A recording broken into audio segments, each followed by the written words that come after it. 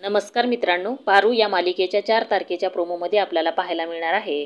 आदित्य, पारू, प्रीतम खूप नाराज असतात आणि प्रीतम तर खूपच रडायला लागतो प्रियाच्या आठवणीने. हे सगळं बघून पारूला खूप त्रास होतो, म्हणून ती ठरवते काहीही झालं तरी हे लग्न व्हायला नाही पाहिजे. म्हणून ती डायरेक्ट आदित्याला भेटायला येते आणि म्हणते, आदित्य सर, काही पण होऊ द्या, प्रीतम सरांशी दिशा मॅडमचं लग्न थांबवायलाच पाहिजे. तर आदित्यालाही खूप टेन्शन आलेला असतो.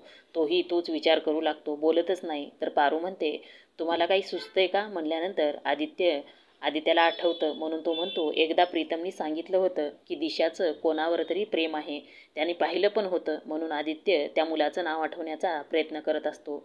तर इकडे पारूलाही आठवतं की दिशा आणि मिहीर एकमेकांना भेटलेलं. दिशा म्हणत असते मिहीरला, तू माझं पहिलं प्रेम आहेस, तुला मी कसं विसरेन?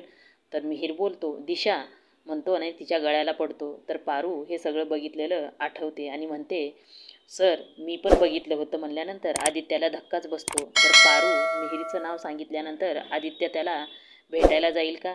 आणि आदित्य मिहीरकडून सगळं जाणून घेईल का? दिशाचा काय काय प्लॅन आहे ते. धन्यवाद.